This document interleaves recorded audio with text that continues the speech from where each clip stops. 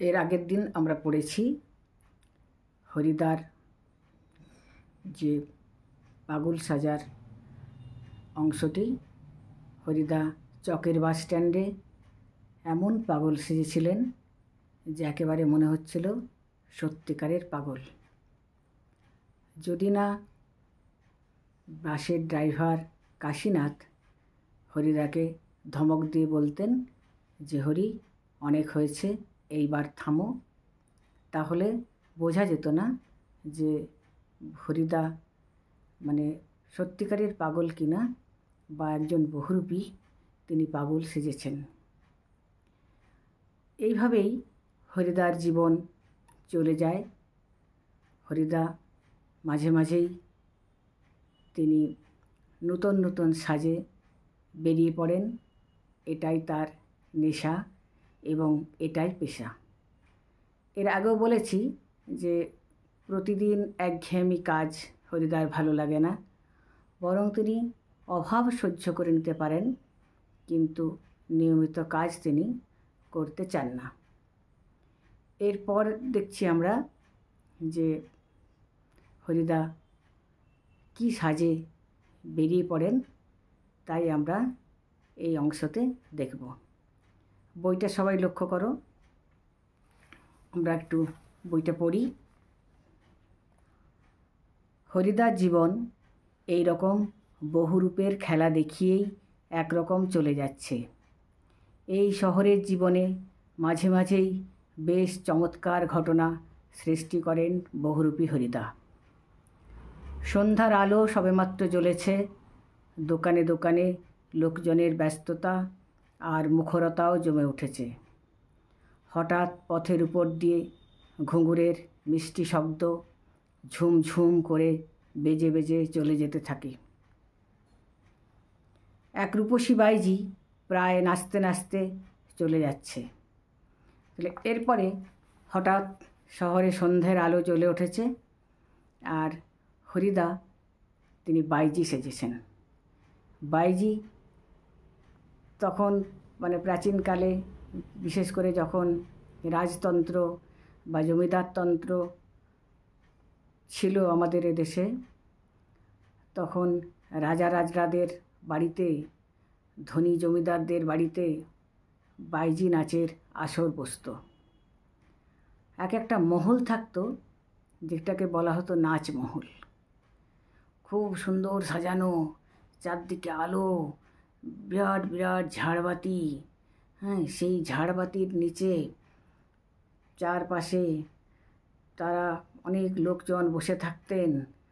আর সেখানে বাইজি তার খুব সুন্দর রূপ নিয়ে, খুব সুন্দর সাজসজ্জা করে রাজা রাজরাদের, ধনী ব্যক্তিদের নাচ দেখিয়ে মনোরঞ্জন করতেন। যেমন একটা সিনেমাতে আছে মহানায়ক উত্তম কুমারের স্ত্রী ছবিটা, ওইটাতে একটা গান আছে যে 1000 টাকার ঝাড়বাতিটা রাতটাকে দিন করেছে, তারই নিচে বাইজি নাচে, পায়েতে ঘুঙুর বাজে।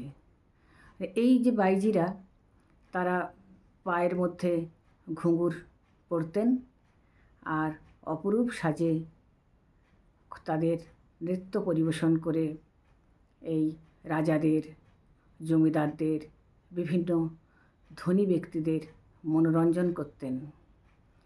তারা খুশি হয়ে বাইজিকে অনেক টাকা বকশিশ দিতেন। এটাই ছিল বাইজিদের পেশা। তাই এই বহুরূপী হরিদা আজকে তিনি বাইজির সাজে সেজে শহরের রাস্তাতে ঝুমঝুম করে ঘুরে বেড়াচ্ছেন। দোকানদাররা দেখছেন, আর যারা নতুন এসছেন বাজারের মাঝখানে বাজার করতে, দোকান করতে, তারা কিন্তু অবাক দৃষ্টিতে চেয়ে থাকেন এই রূপসী বাইজির দিকে। দোকানদাররা বলেন, হেসে ফেলে, হরির কাণ্ড। হ্যাঁ, এটা একটা বহুরূপী নকি। কারো কারো মুগ্ধ চোখের মোহভঙ্গ হয়। আর যেন বেশ একটু হতাশ স্বরে প্রশ্ন করে ওঠে। তাহলে এবার দোকানদাররা বলছেন যে এটা হরির কাণ্ড, এটা সত্যিকারের বাইজি নয়, এটা বহুরূপী যে হরিদা সে হরির কাণ্ড। এবারে যারা এসেছিলেন নতুন, তারা মানে যারা অনেক দিন থেকেই বাজারে আসছেন তারা তো জানেন যে এটা হরিদারই কাণ্ড, কিন্তু যারা নতুন এসছেন তারা তো ভাবছেন যে সত্যিকারের বাইজি রাস্তা দিয়ে নেচে নেচে যাচ্ছে, ঘুঙুরে শব্দ করতে করতে, তাদের ভালো লাগছে দেখতে। কিন্তু যখন মানে দোকানদাররা বলে দেন যে এটা সত্যিকারের বাইজি নয়, এটা হরির কাণ্ড, তখন একটু তারা হতাশ হয়েও পড়েন। এরপর হরিদা কী করতে থাকেন? বাইজির ছদ্মবেশে সেদিন হরিদা রোজগার কিন্তু মন্দ হয়নি। মোট 8 টাকা 10 আনা পেয়েছিলেন। কত পেয়েছিলেন? না, মোট 8 টাকা 10 আনা। এটা আমাদের মনে রাখতে হবে, যে এটা একটা প্রশ্ন আসতে পারে যে বাইজির ছদ্মবেশে হরিদা সেদিন কত টাকা পেয়েছিলেন? না, বাইজির ছদ্মবেশে হরিদা সেদিন মোট 8 টাকা 10 আনা পেয়েছিলেন। তখন তো টাকার মূল্য ছিল 1 টাকা মানে 16 আনা, 25 পয়সাকে বলা হতো সিকি, 50 পয়সাকে বলা হতো আধুলি, 16 আনাতে 1 টাকা হতো। এখন যেমন 25 পয়সা 50 পয়সার কোনো দাম নেই, কিন্তু সেই সময়তে এই 25 পয়সা 50 পয়সারও সিকি আধুলি এগুলোরও কিন্তু মূল্য ছিল।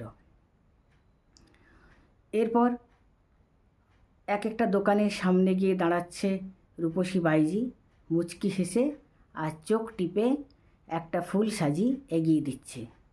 দোকানদারও হেসে ফেলে আর একটা সিকি তুলে নিয়ে বাইজির হাতের ফুল সাজির উপর ফেলে দেয়। এবারে এই বাইজি বেশে হরিদা কী করছেন? না, দোকানদারের কাছে যাচ্ছেন আর মুচকি হেসে চোখ টিপে একটা ফুলের সাজি, ফুল তোলার সাজি নিয়ে এসেছেন আর ফুলের সাজি এগিয়ে দিচ্ছেন। আর দোকানদারও মুচকি হেসে সেই ফুল সাজির উপরে একটা করে সিকি ফেলে দিচ্ছেন।